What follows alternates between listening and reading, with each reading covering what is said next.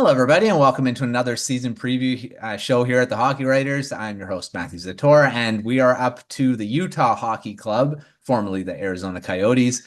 I've got a couple of writers here, Parker Bay and Chase Beardsley. Chase, I know you were on the last season preview. Parker, you're a new face. I'll start with you. Parker, how's it going? Yeah, I'm doing great, somewhat new with the Hockey Writers, but I'm excited. It's a new year in Utah and can't wait to see what happens for this team. For sure. And Chase, how's it going? It's going good. We got the whole arena situation figured out, so happy that that's over. But excited to get into a new era of this team up in Utah. For sure. And it was it kind of happened really quickly. There was the talk about that auction and trying to get an arena and all that stuff. And then all of a sudden, they're moving. And it happened pretty quickly over the last, over just a few weeks. And all of a sudden they have a new team. The draft is coming up. They get the first draft pick for Utah, new owner, all that stuff. But I mean, front office stays the same, coaches stayed the same. So, I mean, there is some continuity there. It's not a whole, they didn't sweep everyone and just say goodbye. They did say goodbye to obviously the business side, but the hockey operations has stayed the same, which is good. And Bill Armstrong's still in charge.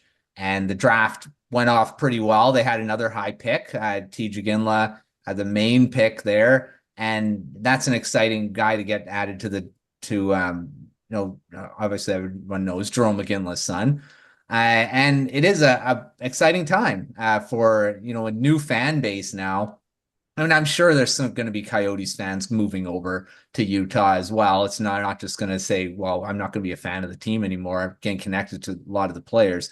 So, pretty good. So it's exciting to get started here. So let's start with the forward group to preview that. They didn't really change much. They added Kevin Stenlund from the Florida Panthers, who just won the cup. So you've got some, a champion, Stanley Cup champion coming in. I mean, he wasn't a huge part of the team, but a good bottom six guy. Overall, though, they're going to run with their young guys, their young core with some of the veterans that are sprinkled in from last season. So I'll start with you, Parker, on what do you think about this forward group? I mean, obviously led by a pretty good core of players, Clayton Keller being the main guy that seems to be trending towards he's going to be captain of this team eventually. And I think it's going to be this season. He's kind of been in waiting for a while. But what do you think about this group overall? Yeah, it's relatively the same group, which is nice. They're growing and developing. Barrett Hayton hopefully will be healthy this year, and that line was great 2 years ago when Keller had his breakout year. Logan Cooley and Dylan Gunther really found their stride with Lawson Krause on that second line. I thought they were great in the second half of the season. And, the bottom six has still got a lot of veterans like Stenlund. They brought him in, played in all of Florida's games in the Stanley Cup, which really says a lot for a guy that doesn't produce a lot offensively. I've liked the move so far Armstrong's made, but he's keeping the core together, and it should be another, exciting year with this young forward group. For sure. And you're looking at the young pieces, Chase, with, Dylan Guenther, Logan Cooley had a great rookie season. And then obviously some of the veterans, Alexander Kerfoot's coming back.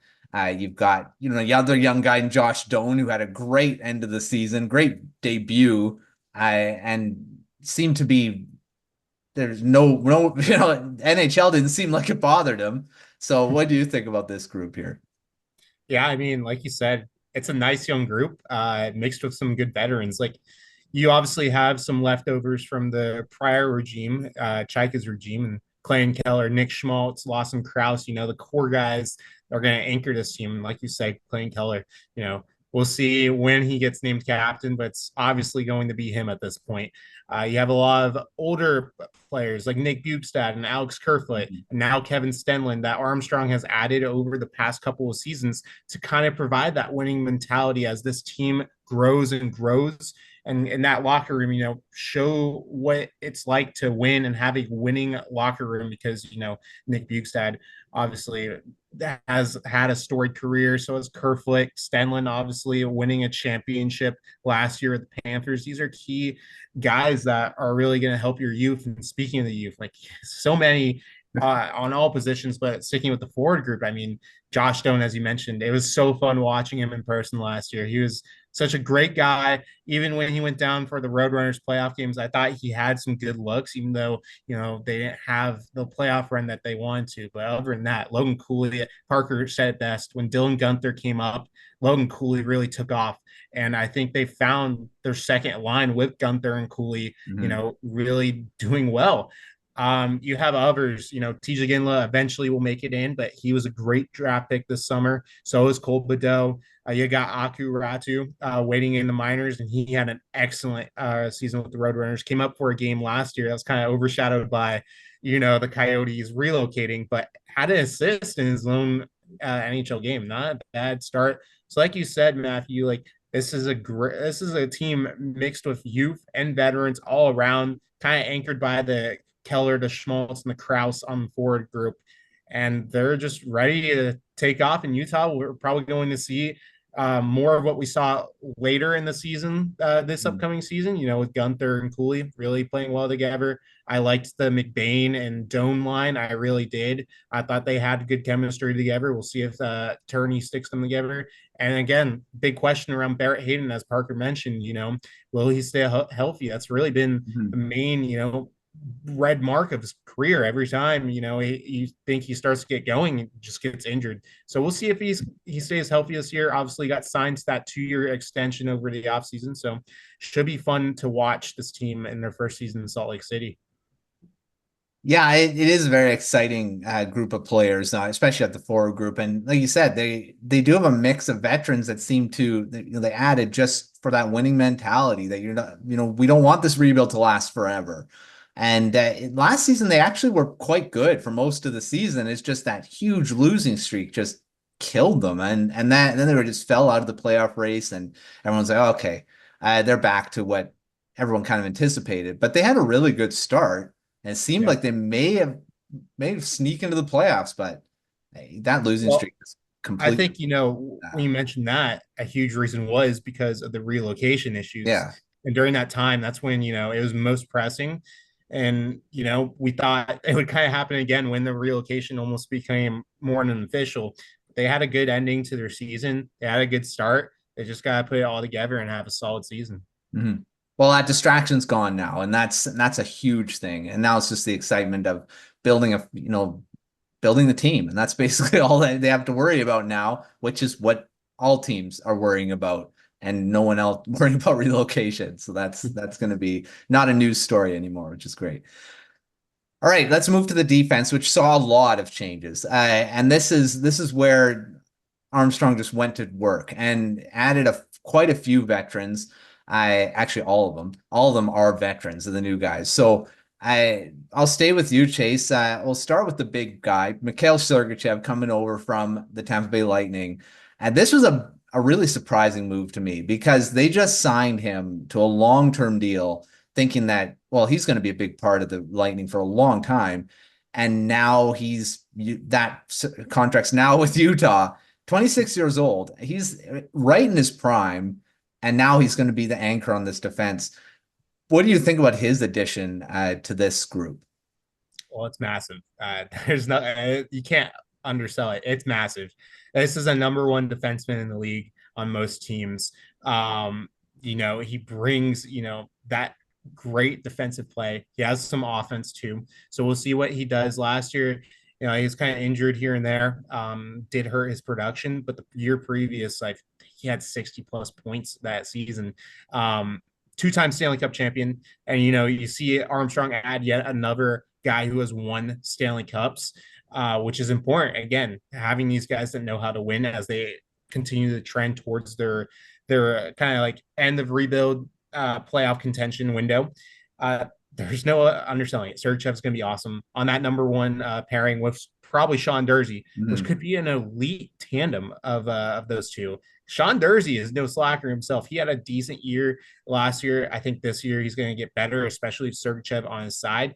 And you see Bill Armstrong weaponize his cap space. They had one of the most cap space in the league, and he did it. And I think that speaks a lot to Ryan Smith in his first year as an owner, letting Armstrong do whatever with his cap Yeah. space and goes out and gets Sergachev. And it was a great trade too. You give up Moser, been in the system for a while. Mm. We kind of saw what his peak would be. You give up Connor Geeky, which we'll see what he turns out to be.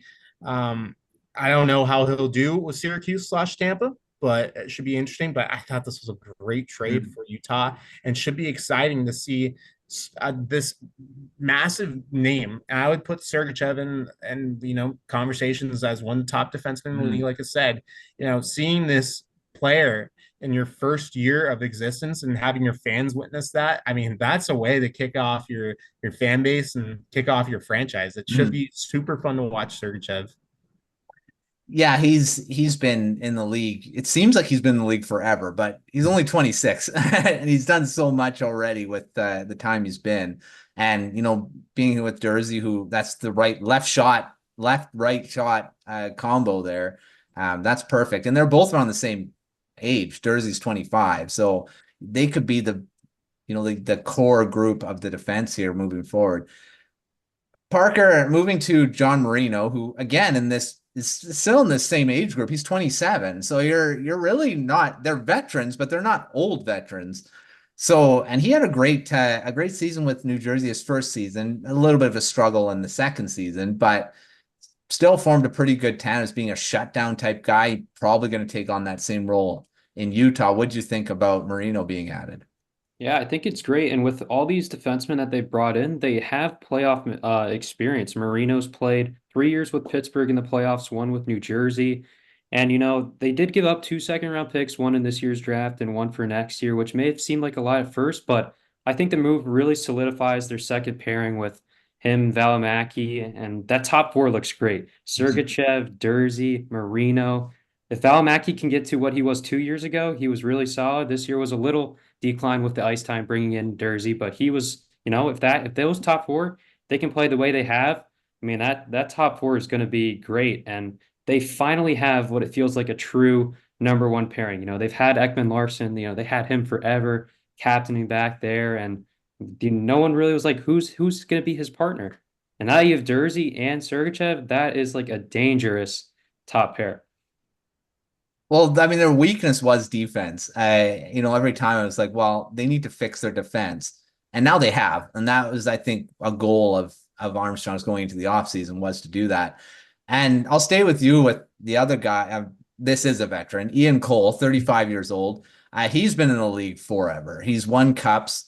He was with the Canucks this past season. I'm very familiar with him. I really liked how he played with the Canucks, even though a lot of people were like, well, good riddance, because he wasn't very good in the playoffs. But the thing is he was playing hurt. And that's a big thing of why he wasn't that good. But he led the Canucks in blocked shots. He's a veteran. He's physical. He'll be a key part of the penalty kill. And rounding out that bottom pairing, I think. So what do you think about Cole being added here? I think it's great too because he's played for a lot of teams. I think this will be his ninth team he's played for. He's played in 11 playoffs out of his, I think this is year 15 now of his career, which is, it says a lot as a defenseman that's 35 years old. They did sign him to a 1 year deal, which I kind of liked. It's kind of a make it or break it year for him. He's two-time Stanley Cup champ with Pittsburgh in 2016, 2017. And I think he's going to be great for these younger guys on the team. I think he is the oldest player. Bukestad, I think, is 32. So he'll be a great, veteran guy to some of these younger defenders like Kesselring and Valimaki. I think he'll really help them grow. Yeah, I like I say, I really liked his being with the Canucks. I was actually hoping they would re-sign him, even though he wasn't very good in the playoffs, but he wanted too much money. And of course, Utah is able to pay these guys. It's fine. And 1 year deal, really, there's no risk to it. And he's only going to help even if the Utah doesn't make the playoffs, he's still going to help these young guys in probably the year he'll be here. So yeah, a really good move there. All right, moving to goaltending. No changes. Connor Ingram, Karel Vejmelka will be the tandem again here. Chase, what do you think about this group, this tandem? Is it good enough for potentially playoffs of what this group is now? They're probably gonna be way better defensively, so these two guys won't have to deal with the amount of shots and high danger chances that they've had to. I'll ask you the question: who's the starter here? Is it a 1A, 1B? or is it Ingram kind of pulled ahead last season to be that starter? Yeah, I think right now it's a 1A, 1B, but it could, quickly become Ingram steals the net. As you said, he was super good last year. Ended up winning the Masterton, which was awesome to see for his story. Super cool. I think Connor Ingram is one of the youngest starting goaltenders or potentially starting goaltenders out there right now. And I think it says a lot that he kind of took over the net throughout the middle of the season last year. And then they kind of went back to the 1A, 1B thing. Vejmelka struggled last year. There's no secret about that. Even though Turney loves his 1A, 1B system, like there was no seeking around it, especially when Vejmelka Ingram eventually both of them, hit struds, and one of them got injured. Matt Bialta got called up. It was just a disaster at that point. The defense and then also the goaltending. So this year it should be better. Like you said, you're gonna have Sergachev, Cole, Marino in there, so it should be a much improved defense. And I think of right now, again, you go with 1A, 1B. You see who strides, who thrives more. And my opinion, it'll be Ingram. I like it. I like both goaltenders. I think both goaltenders could drag them into the playoffs. I don't know about cup run. That's a completely different question. But I think for right now, both these guys are good enough to push this team into the playoffs and maybe do some damage. Parker, do you think that that's a 1A, 1B as well, or do you think one should take more of the starts? I think Ingram's the clear starter. He was tied for the league lead in shutouts last year, and I felt like Torini kind of went with Ingram later in the year. He was more the hotter goalie. Do you think Vejmelka is a very solid backup? He did have a little bit of a down year, but it's pretty unique with Vejmelka. He catches right-handed, and I think if they do decide to go with the 1A, 1B, it does throw a lot of teams off because most goalies catch left-handed. But I still think they should go with Ingram. He was great last year in the second half, won the Masterton Trophy. He's under contract for the next 2 years, and Vejmelka's entering the last year of his deal. So I think it's a really make it or break it year for Vejmelka if he wants to be the starter going forward. Yeah, and it's also this is probably one of the cheapest tandems in the league right now because you're going like to see some of these other teams that have like goalies that are in the 6, 7 million, and they're like 2.725 and then 1.95. That's pretty good. Under 4 million for both your goaltenders. And if both can do it, I think the defense is going to really make a big difference because you're looking at the guys that they've brought in. They're all going to help in front of the net, especially Cole, who's really good at boxing out and being physical, being that physical presence in the crease. So that's a big thing. Marino, like I said, he was one of that shutdown, really good shutdown guy for the Devils. And if he can pair nicely with Vejmelka, I think you've got a really good group on defense that's going to help the goaltending out quite a bit. All right, let's talk about the division because the Central Division is probably not the toughest division, but it is pretty tough. When you're looking at some of the teams that are at the top, you're looking at Winnipeg, you got the Colorado Avalanche, you've got the Dallas Stars. I mean, these are all really good teams. So maybe it is a really tough division. But you also got the Blackhawks, which, I mean, they'd probably be better this season with the additions they've made. Parker, where do they stack up in here? Are they still in that bottom part? Or do you see a world where they actually kind of push for that? I don't want to say top three in the division because that's pretty big, unless you think so. But I think if they are making the playoffs, they're in that wild card position. What do you think? Yeah, I think they're right between that 4 or 5 spot in the Central. I think Nashville, their offseason was incredible, bringing in Stamkos, Marchessault, Brady Shea. Colorado's always going to be good. They won the Cup in 2022. Winnipeg is great. Dallas. And so it's going to be really tough for them to finish within the top 3, like you said. I think the ideal spot for them is probably top 5, which then makes it tough for them to get a wild card spot. But I think in the best scenario for them, in the perfect world, it's a top 4 finish in the Central, but I think they'll finish in the 5th spot in the Central, probably. Yeah, it's a really, really tough group of teams right at the top, especially with the Jets, Stars, and Avalanche, which are all fighting with 100-point seasons. last season. So if you want to touch them, you're probably going to have to hit 100 points, which is pretty crazy. Chase, do you agree with that? Are they in that 4-5 position? I think that's a good placement. Obviously, Dallas is your first, and then you also have Colorado and Nashville. And like Parker said, Nashville had a great offseason. Got to throw Coyotes legend Scott Wedgwood in that fold as well. You know, he's a great backup. That's going to be a solid tandem. And then you come to the Jets and the Wild and Utah. And I think the Jets have really I didn't really care for their offseason. Mm. We'll see how they do. And again, they have a new coach, so that could make it or break it. So 4 or 5, I think the Wild, I think until the Zator contracts are off the books, I don't really see them as a great team right now. But you also have to look at the Pacific Division and see how their wild card spots are going to shape out, because even number 5 could get you into a playoff spot.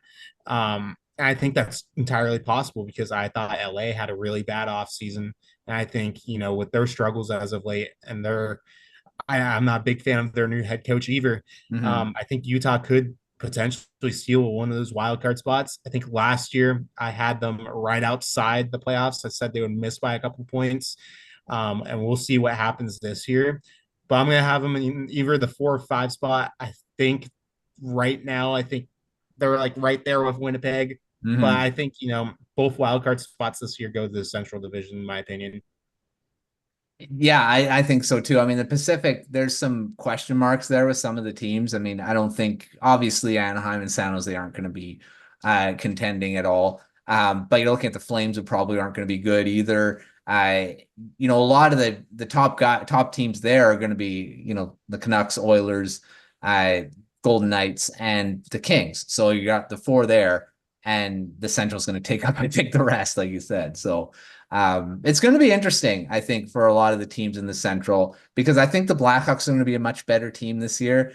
It seems like they want to be because what the guys they brought in. And of course, the Coyotes, Utah. This is going to take me a bit to I'm going to call them the Coyotes. Utah going to be right in there too, because they made moves to possibly be there as well. So it's going to be interesting for sure. All right, let's move to our quick fire round. Now, these are just quick answers. You can, of course, expand a little. You don't have to just say the name and we'll move on, but pretty quick. So I'll start with you, Park, on this first one. What's the biggest storyline question mark going into this season for Utah? I think it's being consistent. Like you mentioned earlier, the 14-game losing streak, and then they had times where they defeated the past 5 Stanley Cup champions in order. Like, it was just such a crazy year with relocation and everything going on. I think now that they're settled in Utah, there won't be as much. There will be stress because it's a new team, new season, new arena. But I think consistency is going to be the biggest question mark going into next year. Yeah, I agree with that. Chase, what about you? I have 2 quick ones. I think one is the middle of the season. Kind of like what Parker said. Can they keep it consistent? They had a great start. They had a great ending. Horrible middle part, and you have to have a solid all across, parts of the season. And also, I think a lot of people are kind of underlooking this, but they're moving into a NHL sized facility for the first time in 2 years. Some of these players haven't played in a big facility on a consistent basis in 2 seasons. I think that it is mentally challenging sometimes. I think it should be interesting. Also adjusting to a new lifestyle, new life format. We'll see if that maybe hurts them in the beginning of the season. It should be interesting to see. That is a big thing. Having an arena that actually has a full fan base, full of it's going to be interesting for some of these guys that have only played at Mullet Arena, which some of the prospects have, right? All right, moving on. Breakout star for this season. Parker, what do you got? I'm going to go with Dylan Guenther. I mean, he was electric when he was recalled back up from Tucson. 35 points in 45 games is, you can't ask much more from a guy that played a majority of the season in the AHL and was an all-star there. I think him and Logan Cooley are going to be a great duo this year. So I'm going to go with Guenther. Yeah, definitely see that. Chase, what about you? I think that's a good one. I'm going to go and change it up. I think Josh Stone could really kick it off this year. I think if he has a hot start, I think he'll continue to take that and run with it. Again, it depends who he's paired with. Most likely it's going to be McBain again. We'll see. But again, I really liked him when he came up. I thought he played well all around. And Turney said he played really good all around too. So I think he's going to be the breakout star, honestly. That's my pick. I wrote a premium piece for the Substack, and he was one of my picks of guys that had great AHL seasons, and they're going to end up having a great NHL season this year. So I agree with you on that one. All right, a player that needs to bounce back this season. There are a few names that, of course, probably come to mind here. Parker, who needs to bounce back the most? I'm gonna go with Barrett Hayton. I mean, if they're looking to bring back that first line of Keller, Hayton, and Schmaltz, he's got to be number one healthy. Hopefully, he stays healthy. But yeah, 10 points in 33 games. He suffered 2 injuries last year. I'm gonna go with Barrett Hayton. It's a good one. Chase, who needs to bounce back? Man, this one maybe catches a little bit of flack, but I am going to go with Lawson Krause. I didn't really care for his season this year. Mm. 42 points in 81 games. I don't think that's the best he can play. And especially towards the end of the season, he really trailed off. I think he can be better in the 42 points. I think he can be better in the 45 points, which is his career high. Again, I think the last part of the season for him really like drug on him. I think that really like was what was wrong with his season. I think he could have easily surpassed his 45 points. Again, we'll see what happens, but I'm going to go with Lawson Krause. Yeah, I think he has a lot more upside to his game. I think he can be a 60, 70 point guy. And if that's the case, to add it to the other guys, that's a pretty good one for sure. All right. I'll stay with you, Chase. Guy that could be an X factor this season. Ooh, I think there's a lot of players. Obviously, you can go with some obvious ones like Keller and Sergachev and some of the other new guys. I'm actually going to go with Logan Cooley. I think he had a great second half to the season. Once he was paired with Dylan Gunther, like I said, he really took off, and Turney really liked that pairing. And we'll see if he can get Lawson Krause going on that line again.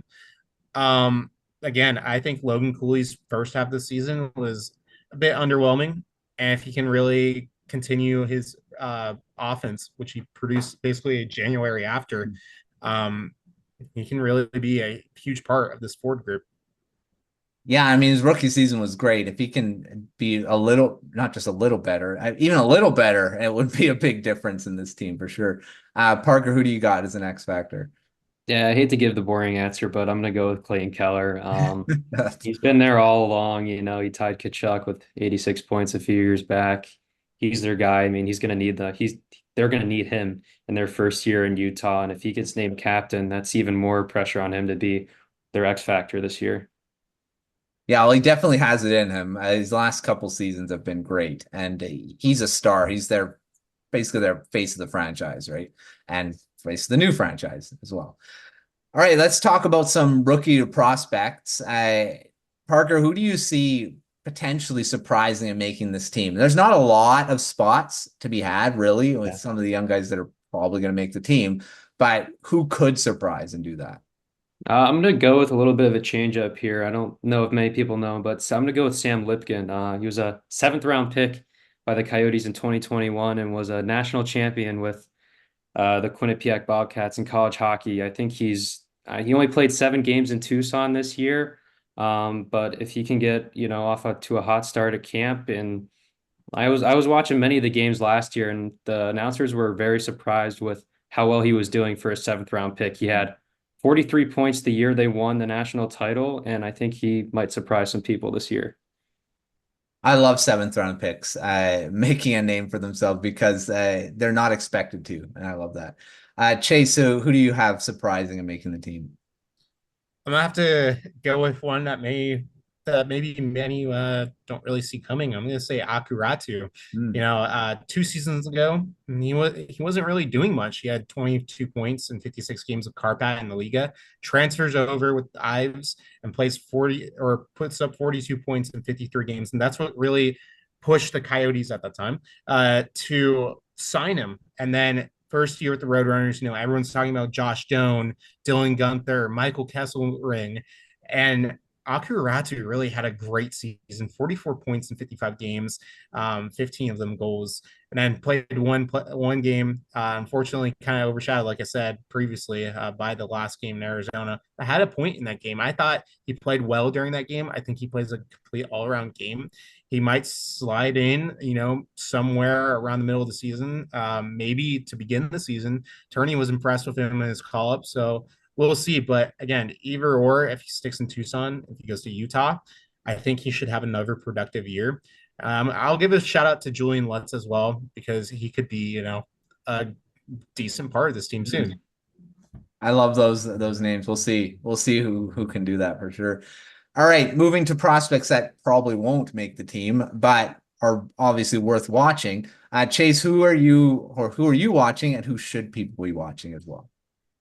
There's a lot of them. I mean, you can go with some ones that are going to be just down south of their pre-existing home. Maverick Lamoureux, Akuratu again, Julian Lutz again, as Parker mentioned, Sam Lipkin.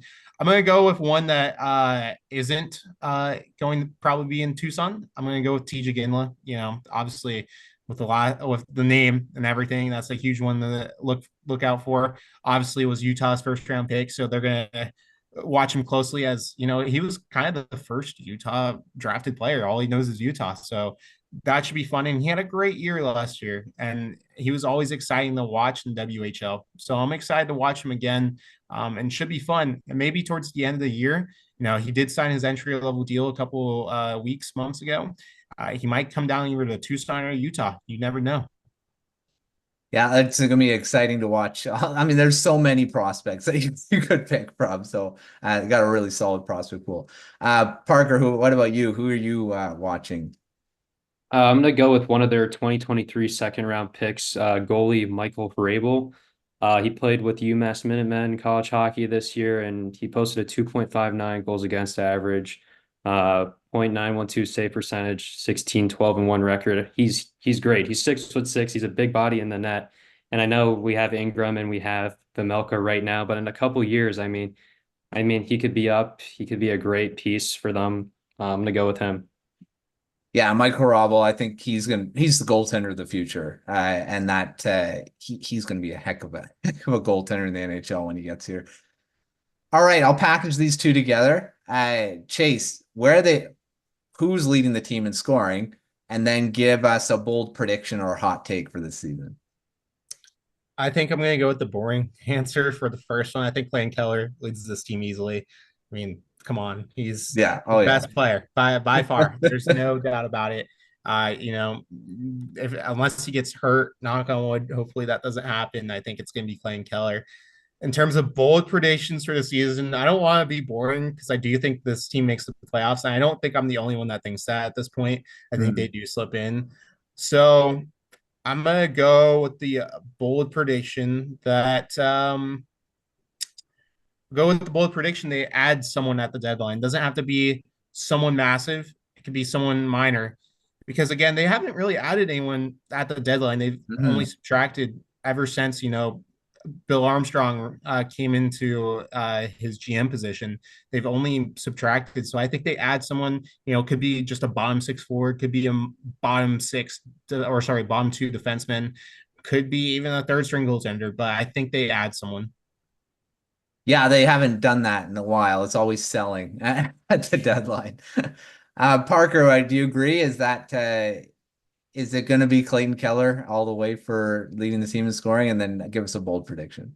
Yeah, I'm going to go with Keller. Sorry to anyone that was hoping for something else, but he's been the guy the past few years. But my bold take is I think Dylan Guenther is going to lead the team in goals this year. Once he found his stride on the top power play unit, his shot was just, it was so electric. Wicked wrist shot. I think he's going to be really good on that top power play unit with Keller, Schmaltz. They'll probably keep Dursey on the quarterback there on the first unit. I think I'm going to go with Guenther on goals.